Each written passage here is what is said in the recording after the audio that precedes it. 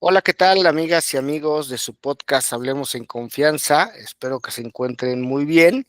Y bueno, pues hoy tengo el gusto o tenemos el gusto de que esté con nosotros la maestra Elizabeth Gómez. Maestra, bienvenida a su podcast Hablemos en Confianza. Gracias, buenas noches a todos. Muchas gracias por la invitación. No, al contrario, pues mira, yo estoy muy gustoso de que estés aquí con nosotros platicando. Ahorita vamos a platicar acerca del tema porque tú presentaste una iniciativa de ley desde la ciudadanía y eso creo que es muy importante porque no todo el mundo sabe que nosotros como ciudadanos podemos presentar este tipo de iniciativas. Pero antes me gustaría que te presentaras, Elisa, que nos dijeras quién eres, a qué te dedicas, por favor. Claro que sí. Mi nombre es María Elizabeth Gómez Flores, soy abogada, tengo una maestría en Derecho y Ciencias Penales, he trabajado en el sector público y privado. A partir de 2018, en un proyecto en Álvaro Obregón, Alcaldía de Ciudad de México, comencé a trabajar los temas de proyectos legislativos y me di cuenta que era lo que me gustaba, me apasionaba y de verdad es una situación para mí muy grata poderme meter entre las leyes, analizar y ver y tratar de amarrar ahí los temas para poder precisamente pues generar mejoras que nos permitan, pues como una ciudadanía, llevar pues una coexistencia armónica en sociedad, siempre con la idea obviamente de la reconstrucción del tejido social. Pues muy bien, Elisa, muchas gracias por estar con nosotros y sobre todo platicando de un tema que es bien relevante porque de origen no es fácil presentar una iniciativa de ley, ¿no? No es nada más de un copy-paste o le pido al chat GPT o tropicalizar algo que, es que yo vi que en Brasil presentaron esto, pues yo también quiero, ¿no? O ya vi que en Chihuahua ya presentaron una iniciativa de tal cosa y entonces yo también, ¿no? Entonces, en esta plática del día de hoy, eh, tú presentaste una iniciativa de ley que se denomina Protocolo de Actuación Psicosocial para Mujeres Cuidadoras en contextos de procesos penales, una respuesta integral a la victimización secundaria. ¿Nos puedes ampliar este tema de qué se trata para todas aquellas personas que no estén familiarizadas con el derecho? Claro, la iniciativa tiene dos ejes o dos vertientes. El primero tiene que ver, en palabras coloquiales, con las mamás de las personas que se encuentran en procesos penales. ¿Por qué es el foco de atención estas mujeres que están sufriendo violencia simbólica y que son la víctima secundaria de esta situación? Porque cuántas veces hemos escuchado que se le culpa a la madre por las conductas que ejercen sus hijos. Creo que es un tema muy importante que tenemos que trabajar en apoyo de las mujeres madres, porque al final son el sostén en muchos sentidos. Cuando existe este tipo de problemática en el núcleo familiar, generalmente se estigmatiza a la mamá. Lo primero que comenta la sociedad e incluso la misma familia es, ¿qué hizo la mamá mal? No lo educó bien, es que la mamá trabajaba mucho y no tenía tiempo, es que la mamá aunque no trabajaba tampoco le daba tiempo, y generalmente se culpa a la madre por la conducta, bueno, pues antisocial o delictiva que haya cometido el hijo. Finalmente tenemos, digamos que diferentes líneas cosanguíneas, pero en este caso creo que la más grave, por así mencionarlo, es la parte de la maternidad, porque como mujeres nos afecta en dos sentidos. El sentido social familiar, pero también el amor que tienes por tu hijo. ¿Por qué? Porque generalmente las mujeres lo primero que decimos que es, mi hijo es inocente, mi hijo no es culpable, mi hijo no sería capaz de esto. Y la mujer comienza a soportar dos cargas, la estigmatización social, pero aparte su propia carga emocional con lo que ella misma está viviendo, no recibe acompañamiento. ¿Y quién le dice a ella qué puede hacer para sobrellevar esta situación emocional? Las madres cuidadoras generalmente son sostén de su familia. Independientemente del tema económico, generalmente en las madres se enfoca el tema emocional de un domicilio, de una casa, una vivienda. En el estudio que realicé, precisamente me doy cuenta de que la madre cumple una parte fundamental para la reinserción social de su hijo, incluso en familia, pero también para que no vuelva a delinquir, y no porque ella tenga la varita mágica, porque al final, pues en este caso, quien comete la conducta delictiva, pues tendrá que realizar lo propio. Pero al final, digamos en palabras muy coloquiales, ¿Cuántas personas que tenemos a nuestro alrededor no han pasado por esta situación y los hemos estigmatizado? Tuve una situación de cerca que me dolió muchísimo, no personal, pero sí de una amistad, en la que de verdad su mamá, una mujer súper trabajadora, una mujer que dio todo por sus hijos, una mujer que lamentablemente por la conducta recurrente de su hijo, perdió incluso su trabajo. Ya tenemos una afectación aparte adicional, la pérdida de su sustento económico. Aparte de todo ello, ella era el sostén de su hijo en prisión. Tenía que enviarle dinero, obviamente, pues para que él tuviera que subsistir dentro. Y todavía la violencia que sirve, perdón, que recibe la madre en el penal, en la fiscalía, en todas estas instituciones que deberían no revictimizar, ni victimizar, ni tratar mal al núcleo social, porque al final el responsable es quien comete la conducta. Eso ya lo tenemos muy claro. Pero como madre, ¿qué no haría una madre por nosotros? Una madre que te ama, que te cuida, jamás va a ver si eres bueno o malo, eres su hijo y o hija, ¿no? Y simple y sencillamente lo que quiere es estar para ti. Pero ¿qué pasa cuando entonces empieza a ser juzgada incluso hasta por el propio papá? Es una vertiente y una situación de diversos momentos y motivos, de diversas situaciones complejas, porque también caemos en el punto de que puede estar siendo mamá soltera, mamá viuda o mamá en pareja, y aún así difícilmente al hombre se le dice, ¿tú qué hiciste por tu hijo? Al menos en la experiencia que he tenido en este tipo de situaciones, siempre se va directamente contra, pues, la mamá. La iniciativa pretende, perdón. No, no, no, adelante, Ah, adelante.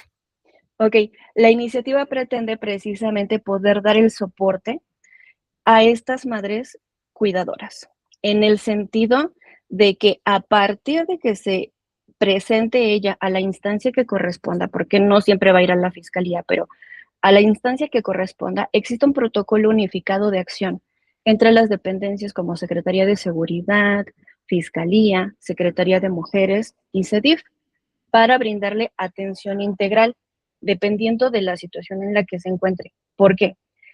Porque si la madre pierde el sustento económico, pues cómo va a continuar con su vida social en familia con las personas con las que aún convive.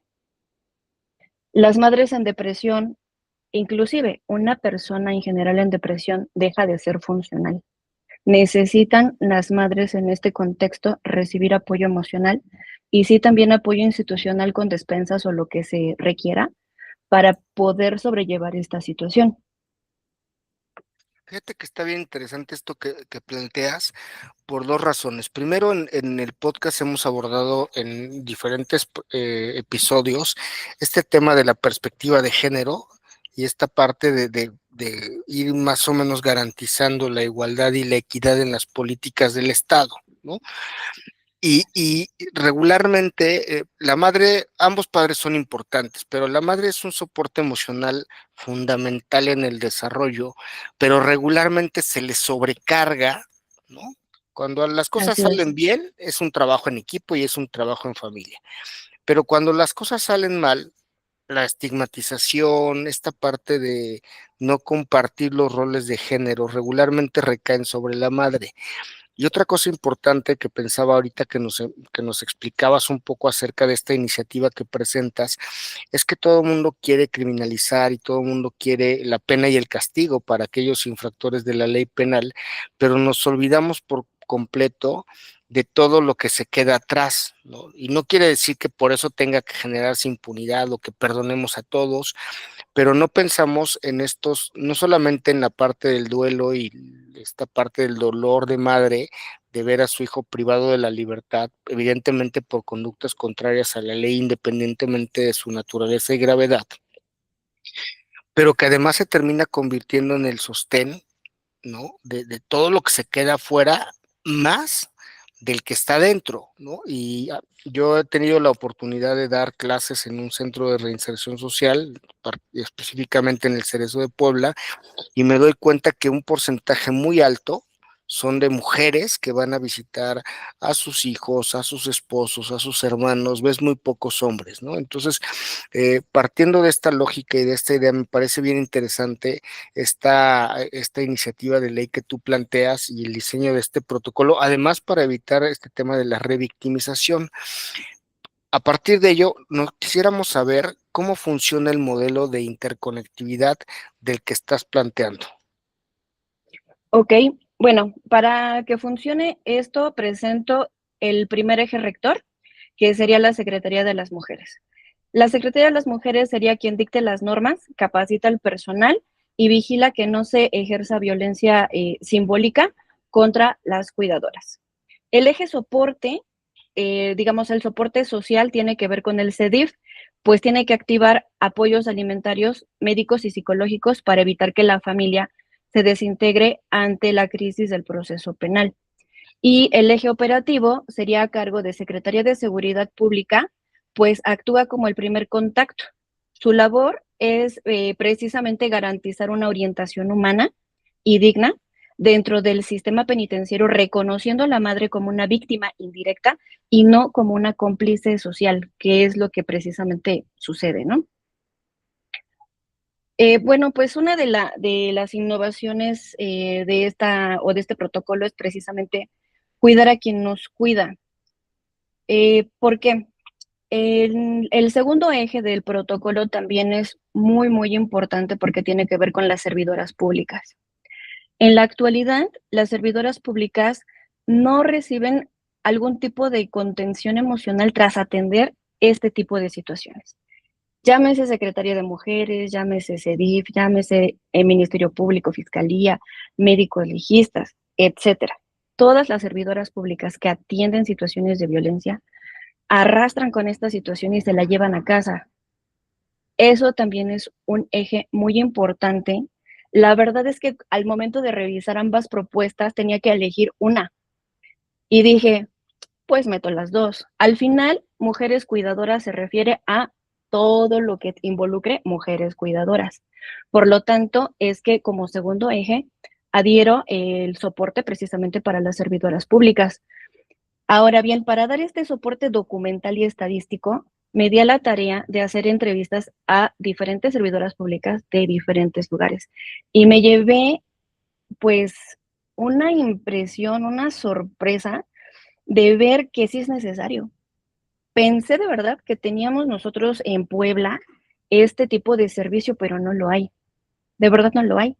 Platicaba con algunas mujeres policías y me decían, es que de verdad es muy difícil para nosotras enfrentarnos a esta situación, ver lo que sucede, bueno, si hay hechos de sangre, pues todavía peor, ¿no? Pero aún así, la situación es muy compleja y tener ellas que dar el soporte emocional en el momento, la contención de las emociones también para orientar al ciudadano, para atender a la mujer, para todo, y para ellas es una impresión hasta que concluyen su proceso, su informe policial homologado, donde concluya su proceso, para ellas se lo llevan a casa.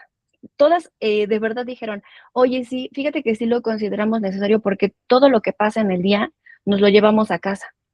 Y hablaba con ellas en diferentes lugares, no precisamente, digamos que en una reunión o algo así, ¿no?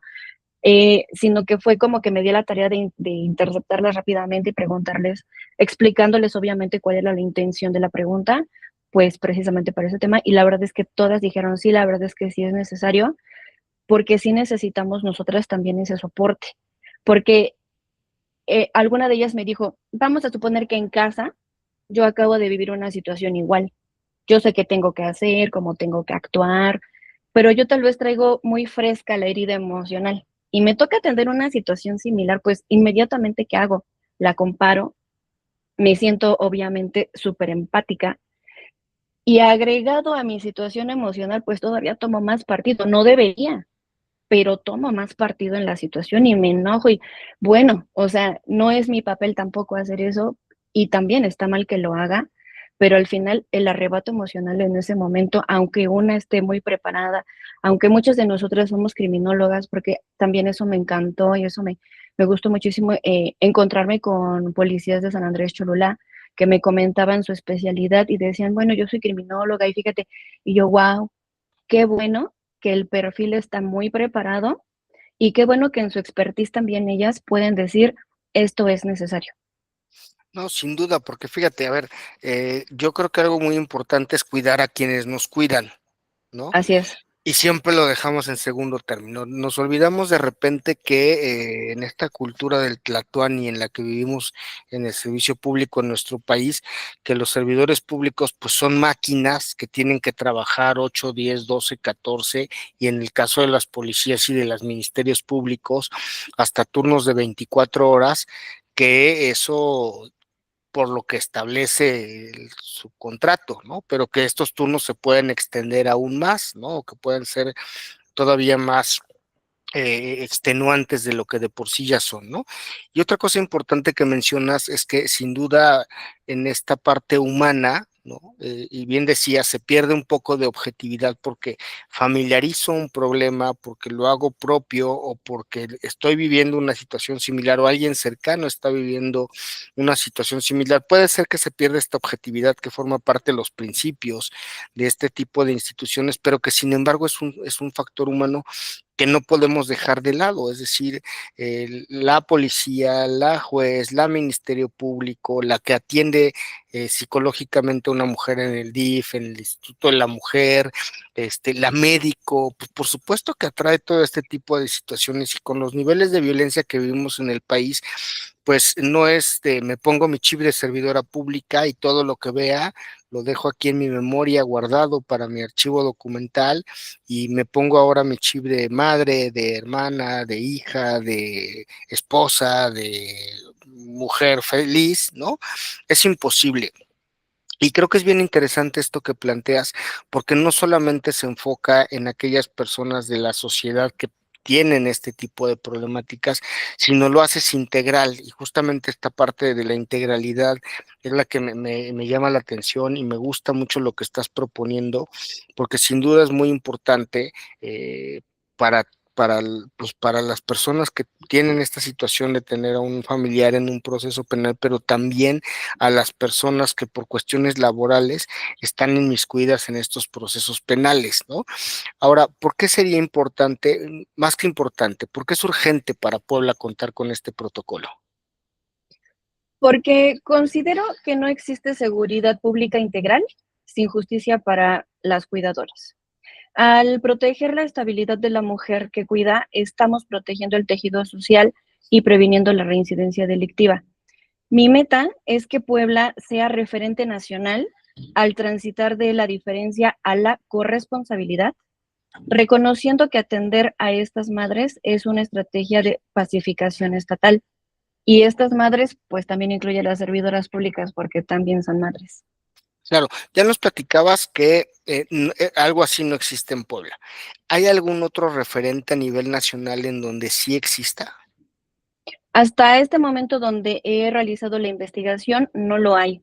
Algunas servidoras de Fiscalía y de la Secretaría de Mujeres me comentaban que al dar atención psicológica, pues a veces entre ellas platican y entre ellas hacen como esa contención. Sin embargo, no lo tienen como un rubro operativo tal cual, aterrizado como un protocolo procedimiento interno para llevarlo a cabo. Sin embargo, es algo que sí es importante que se tome en cuenta. La idea es obviamente que, pues tratar de que esto no genere un impacto en costo, aunque es necesario. La idea es hacerlo con lo que ya se tiene, sin embargo, tendrá que irse perfeccionando, obviamente, pues para darle atención a todo este grupo o este sector que indudablemente va a requerir de la atención. Claro, a ver, Elisa, mira, muchos de nosotros como ciudadanos, a veces fuimos servidores públicos, estamos en la iniciativa privada, ¿no? De repente nos surgen ideas, ¿no? Y pensamos, ¿y por qué el gobierno no hace esto? ¿Y por qué el diputado no propone esto? ¿De dónde surge esta idea? Esta idea surge primero porque desde que me integré al Consejo de Seguridad Ciudadana en la ciudad de Puebla, me postulé por mi interés en que los proyectos que traía, ahora sí que ya trabajando, pues cobijarlos de alguna manera desde la parte ciudadana para que tuvieran un poco de más apertura en la recepción institucional. Ese fue el principal motivo. Yo expuse a mis compañeros digamos, esta motivación para precisamente tomar este cargo y pues a todos les pareció bastante bien. De hecho, es un precedente porque hasta este momento que yo tenga conocimiento no ha habido alguna persona que se dedique a hacer algún proyecto legislativo. Aunque si bien es cierto que en el Consejo de Seguridad nosotros solamente estamos, digamos, que facultados para ser propositivos y como ciudadanos a pie y demás poder pues implementar propuestas de mejora, de qué pueden mejorar, en dónde, pero creo que si como ciudadanía tenemos una experiencia que puede aportar mucho más, aunque no seamos vinculantes en este momento, pero si podemos aportar más, qué mejor que hacerlo. Porque en este momento nosotros como Consejo de Seguridad tenemos la idea de trabajar, de dejar huella, de que realmente nosotros como ciudadanos tengamos la credibilidad de la ciudadanía, de que aunque nuestro trabajo no se ve porque nosotros no salimos en medios de comunicación, nosotros no damos ruedas de prensa, nosotros no damos un informe, sin embargo estamos trabajando. Mes con mes nos estamos reuniendo precisamente para poder presentar nuestras propuestas de mejora, las cuales tenemos bastantes muy buenas en todos los rubros, desde el sector empresarial, sector privado, sector educativo, aprovechando, por ejemplo, lo sucedido en Estado de México, en Teotihuacán, es una situación tan compleja, de verdad que me deja con un mal sabor de boca, pero también me deja con una esperanza y es la siguiente. Para mi titulación como maestra en ciencias penales, presenté precisamente como propuesta la tesis de un protocolo de prevención socioemocional para conductas antisociales con la idea de prevenir el delito. ¿Por qué? La enfoqué directamente a centros educativos. ¿Por qué? Esas fueron las preguntas del por qué, ¿no? Bueno, considero, desde mi experiencia, desde haber trabajado en Álvaro Obregón, que es una alcaldía, pues, bastante compleja, y luego Ciudad de México, pues traer hacia Puebla lo que aprendí allá se me hace mucho, muy importante, porque en contexto social, pues no estamos de alguna manera tan conglomerados como en Ciudad de México. Sucede que elijo los centros educativos porque son los lugares donde tú puedes captar a la comunidad estudiante. Porque pues obviamente no vas a estar casa por casa para ver cómo está la situación familiar, pero en 2018 se realizó una reforma donde por fin se contempla la educación socioemocional de los alumnos. Cuando yo leí esta parte y luego pasa la situación de pandemia, pues empiezo todavía a analizar más esta situación en contextos de convergencia social, pues cómo estaba llevándose a cabo esa convivencia familiar, qué estaba pasando, ¿no? Si en casa sufres violencia, ¿cómo sería tu comportamiento al regresar a tu escuela? O viceversa. Cuando me enfoqué en diseñar este protocolo, tuve que delimitarlo a un grupo etario que fue de 6 a 12 años, respaldado científicamente porque el cerebro en ese momento está apto para la modelación de la gestión de conductas emocionales. Es una, es vasta la información, pero lo sucedido en Teotihuacán me refuerza que necesitamos trabajar en la prevención. Ya tenemos la reacción, todos reaccionamos ante el delito, conocemos los protocolos, qué se hace, qué no se hace, aunque algunos todavía son desconocidos por la poca facilidad que se tiene para acceder a esas acciones, pero bueno, eso no es mi rubro en este momento. Mi foco es qué estamos haciendo para prevenir como institución, como ciudadanía, como familia. ¿Qué estamos haciendo para prevenir? ¿Por qué estamos permitiendo que nuestros niños estén sufriendo? Si nosotros logramos sanar las emociones de nuestros niños, vamos a evitar que sean futuros victimarios. Si nosotros como escuela logramos detectar a un menor en una situación de vulnerabilidad, lo rescatamos y le damos la atención integral sin afectar a la familia. No se trata de eso, se trata de todo lo contrario. Se trata de solidificar el núcleo social, se trata de abrazarse, se trata de sanar, porque también los papás pueden entrar a alguna situación. Pero lo que necesitamos nosotros en este momento es un niño que sepa, aprenda a regular emociones, aprenda a reaccionar ante las vicisitudes de la vida, que no solamente aprenda desde que si en casa normaliza la violencia, pues yo tengo que ser violento entonces. O que si en mi casa no me ponen atención porque no me hacen caso y en la escuela me maltratan, pues entonces yo voy a ser ahora la mala persona de mi casa, de la calle y de la escuela. Pero también para que si, pues, algunos grupos quisieran captarlos, pues ellos sepan decir no. Creo que estamos en el momento oportuno en el que lamentablemente pasan este tipo de situaciones, pero en los que hoy escuchaba un poco de la mañanera precisamente de la presidenta y tocó este tema. Precisamente estuvo el director de salud mental a nivel nacional, si no más recuerdo, y él mencionaba que hoy estamos en el punto en el que necesitamos prevenir. Si bien definitivamente no todo es responsabilidad de la sociedad, no todo es responsabilidad del gobierno, tenemos que trabajar juntos sí o sí, no hay de otra.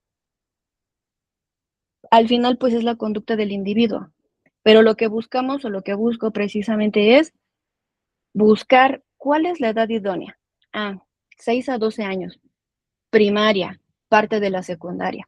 Extenderlo hasta los 17, sí, pero sin perder el foco principal, simple y sencillamente porque es el grupo en el que tienes que enseñarlos a el control emocional de cómo van a reaccionar ante las situaciones que se les presenten. Correcto.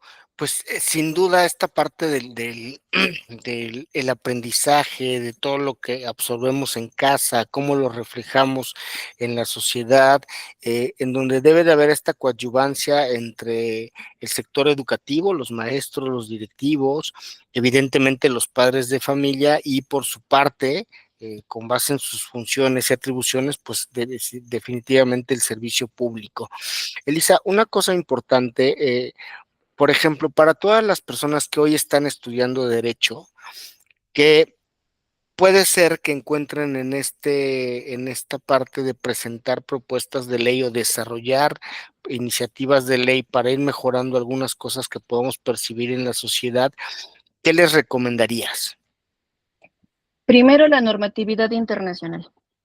Definitivamente, conocer la normatividad internacional, conocer los derechos humanos nos van a permitir ir aterrizando todos los proyectos que tengamos a nivel local.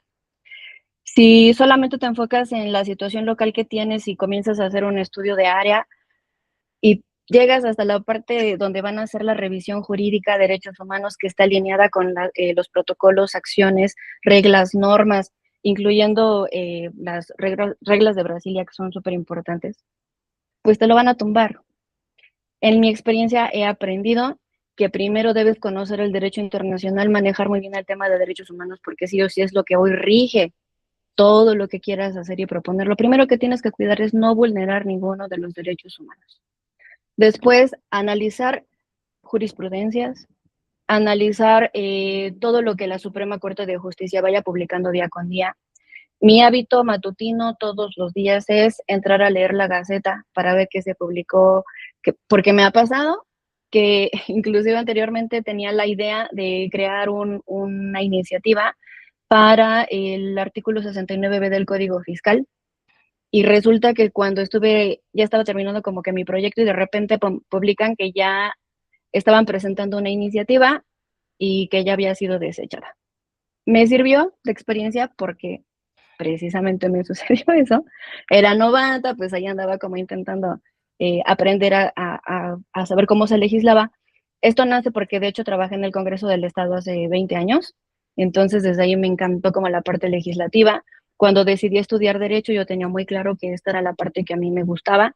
Me desenvolví en diversos rubros, pero siempre me gustó estarle ahí leyendo y ver cómo se hacía. Me estuve metiendo algunos proyectos como practicante, precisamente pues para ver cómo se diseñaba la normatividad o la norma y me gustó mucho. Pero el consejo que yo les daría es primero norma internacional, norma federal y entonces comienzas a diseñar la norma estatal. Muy bien, Elisa, pues antes de cerrar este episodio de Hablemos en Confianza, me gustaría que nos ayudaras con una reflexión final respecto a la iniciativa que presentas y de manera general este activismo social que es fundamental para ir transformando las cosas en nuestro país? Lo primero que necesitamos es voluntad, más que conocimiento. El conocimiento se lo podemos dejar a quienes tienen que diseñar lo que tengan que diseñar. Lo que necesitamos es voluntad de mejorar, de cambiar, de proponer, de alzar la voz cuando algo no está bien, de informarnos también si tenemos la duda de algo, porque lo que nosotros como sociedad necesitamos hoy y es urgente es recomponer nuestro tejido social, coexistir de manera armónica como sociedad, como gobierno, como Estado, como país. Tenemos tantas cosas maravillosas en México que no estamos sabiendo aprovechar. Nos estamos peleando por nada, no podemos perder el foco. Nuestro foco principal es la seguridad comienza en casa, definitivamente, comienza hablando con nuestros hijos, pero también comienza con ser sinceros con nosotros mismos. Si nosotros como papás detectamos que nuestro hijo tiene alguna situación, también hay que preguntar, también hay que acercarse a los colegios, también si un niño no quiere ir a la escuela es por algo. A veces se ríen, ¿no? Como de, ay, es que el niño no quiere ir y no le toman atención a su llanto, no toman atención a su conducta. No es culpa de los padres porque no son expertos, pero sí tenemos el instinto de protección y sí debemos acudir a las instancias correspondientes para que cuando nuestro niño nos da alguna señal de alerta, tomar acciones. Precisamente, y no quiero omitir esto, en el protocolo que estoy presentando precisamente ahora en CEP, que tiene que ver con la parte de la prevención de la conducta antisocial en colegios, la propuesta es la integración de criminólogos en los centros educativos. Todos tenemos un rol, directores, docentes, psicólogos, todos vamos a trabajar en conjunto, pero indudablemente quien puede detectar una conducta antisocial a tiempo con un lenguaje corporal, la expertise es de los criminólogos y tenemos que trabajar concatenadamente para poder subsanar esta situación y pues poco a poco ir encaminando la recomposición del tejido social, que ya no solo sea una frase que se escucha muy rimbombante y que la escuchamos en todos lados, sino que realmente se ejecute con el apoyo de todas las dependencias, no solamente CEPSEP, solo porque ellos concentran a los menores en los centros educativos, pero tenemos que involucrar cultura, tenemos que involucrar deporte, tenemos que involucrar a todas las dependencias y organismos que se crean necesarios para poder contener y atender este tipo de situaciones. Elisa, pues felicitarte por el trabajo que realizas. Sin duda, eh, estos aportes que estás generando para la sociedad y sobre todo esta inquietud de siempre ir tratando de resolver problemas, de tratar no solamente identificarlos, sino plantear algo que nos permita ir mejorando poco a poco para la recomposición del tejido social, para levantar la voz cuando las cosas no están transitando bien en un municipio, en nuestro estado y en general en nuestro país. Ya hablabas de este tema de Teotihuacán, que es desafortunado y que es triste por lo que sucedió y además las repercusiones que tiene. Primero, felicitarte y espero que estas reuniones y estas gestiones que estás realizando sean muy prósperas y que lo veamos materializado ya en la implementación de protocolos, no solamente en las escuelas, sino además de manera general para cuidar y proteger a estas personas que se encargan de cuidarnos. Así es. Te agradezco muchísimo tus palabras. La verdad es que me motivan a todavía continuar trabajando por esto. Sinceramente llegó un momento en el que dije, creo que ya voy a dejar esto porque no me está dejando nada, pero cuando vi la oportunidad de postularme para el consejo, la verdad es que levanté la mano solo por ese motivo y pues aquí estoy dando lata y de verdad la idea es que pues la ciudadanía sepa que de verdad estamos trabajando en el consejo, intentamos proponer cambios, no todo depende de nosotros, pero tampoco en nosotros va a quedar la bolita del no hacer nada. Nosotros vamos a hacer lo que nos corresponda y vamos a mover lo que tengamos que mover para poder cumplir nuestros objetivos. Elisa, muchas gracias. ¿Dónde te podemos encontrar en redes sociales? Mi Instagram es elisa.g de gato, flowers, como flores, y pues ahí me pueden localizar. Pues Elisa, muchas gracias por haber estado con nosotros en este episodio de Hablemos en Confianza. Y bueno, pues amigas y amigos, esto es todo por hoy. Les recordamos seguirnos en nuestras redes sociales, en Facebook como Hablemos en Confianza, en Instagram Hablemos en Confianza 1. Y Elisa, muchas gracias por haber estado con nosotros. Al contrario, muchísimas gracias a ti. Pues Bonita muchas noche. gracias, que estén muy bien.